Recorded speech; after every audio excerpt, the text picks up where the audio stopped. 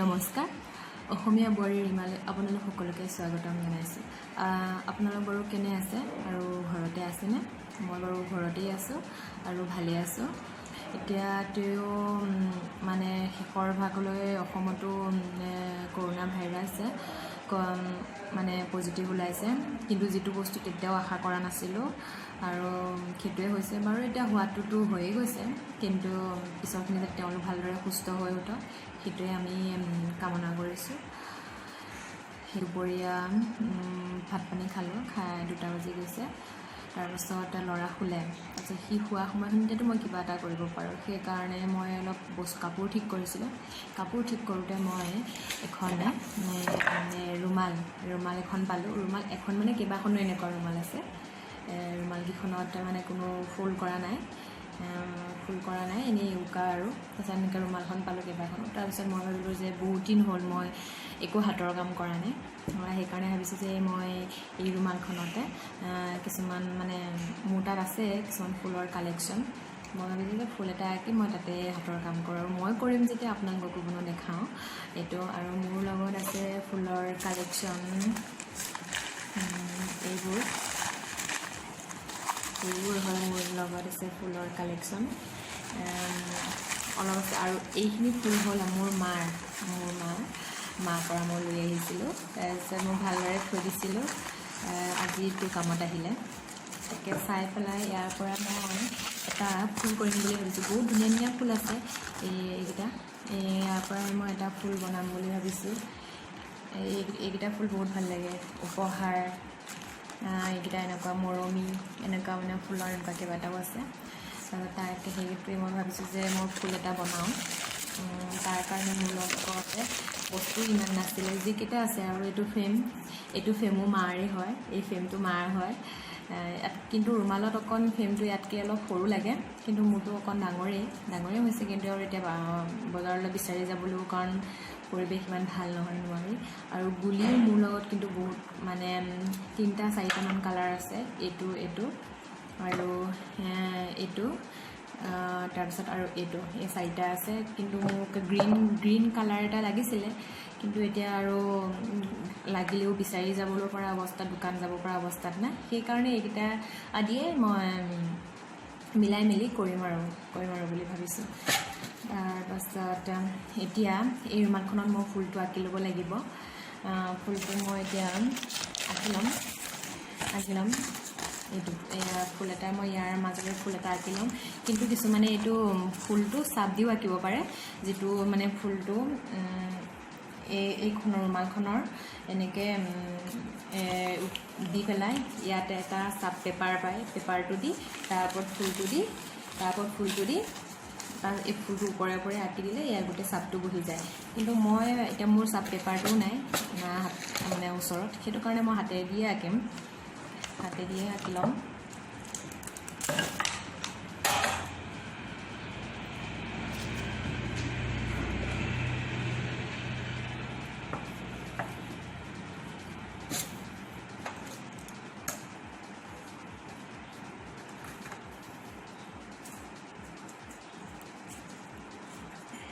এইটো মই ফ্ৰেমত ফিটিং কৰি লৈছোঁ।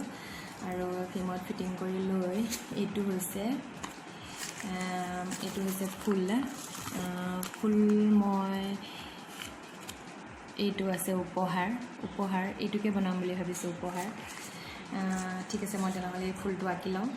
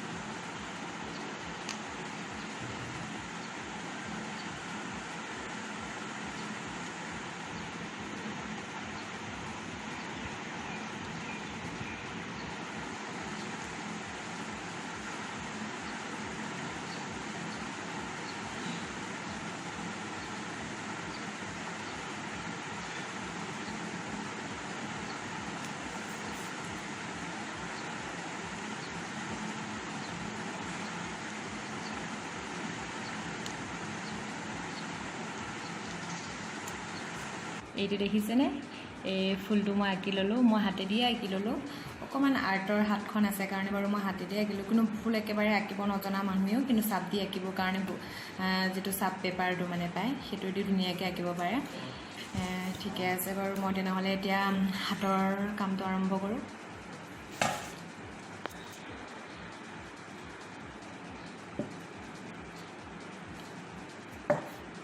একদম আমাৰ মায়ে কৈছিলে মোক এনেক বহুত মানে সৰু লাগে বেজি এইটো চিলাই কৰিবৰ কাৰণে মই বেজিটোতে আৰু বহুত কষ্ট হয় সৰু বেজিত গুলি ভৰোৱা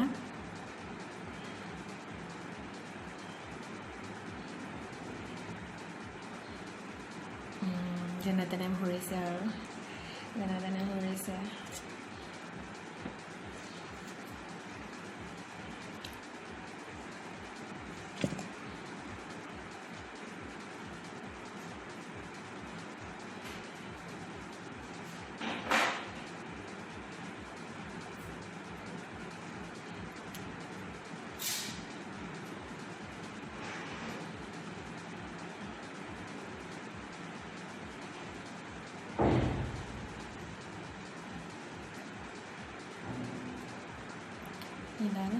এডাল ফিটিং এইটো ফিটিং হৈছে আৰু তাৰপাছত মই এইটো চাব আপোনালোকে এইখিনিত এই মাজৰ এইখিনিত আৰম্ভ কৰিছোঁ এইখিনিত হয় মাজৰ এইখিনিত আৰম্ভ কৰি তাৰপাছত এনেকৈ কৰি দিছোঁ চাওক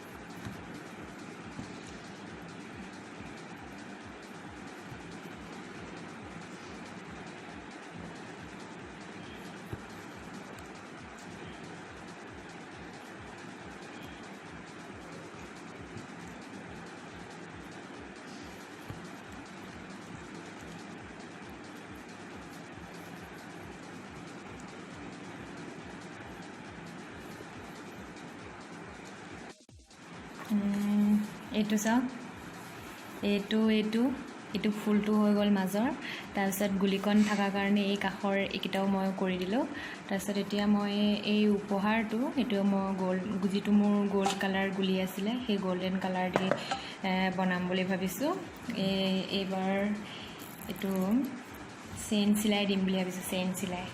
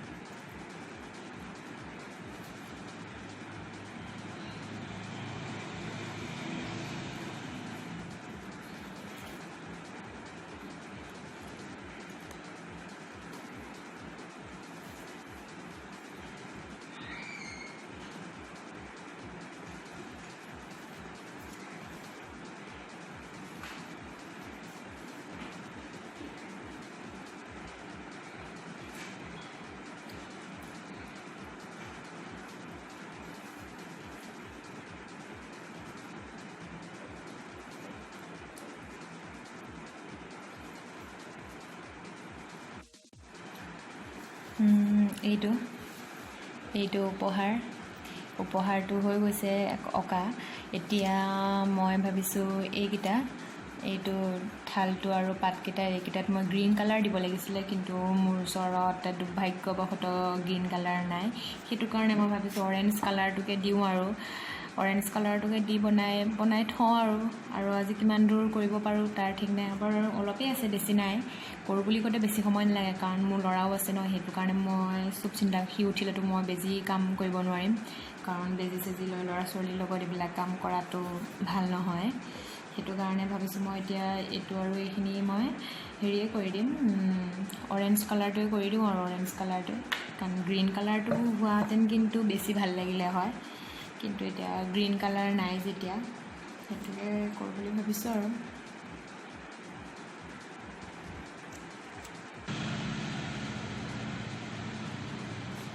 এতিয়া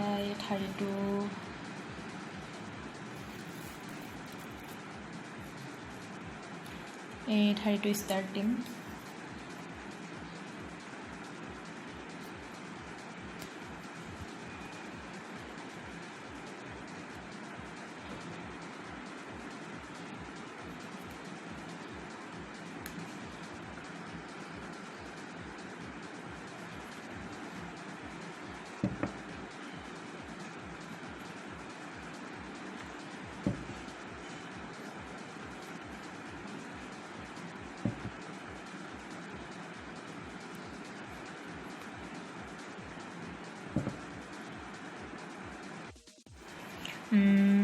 এইখিনি দেখিছে, এইখিনি ডাল পাত এইখিনি হৈ গৈছে আৰু কমপ্লিট। এতিয়া মোৰ ফুলটো কমপ্লিট হ'ল।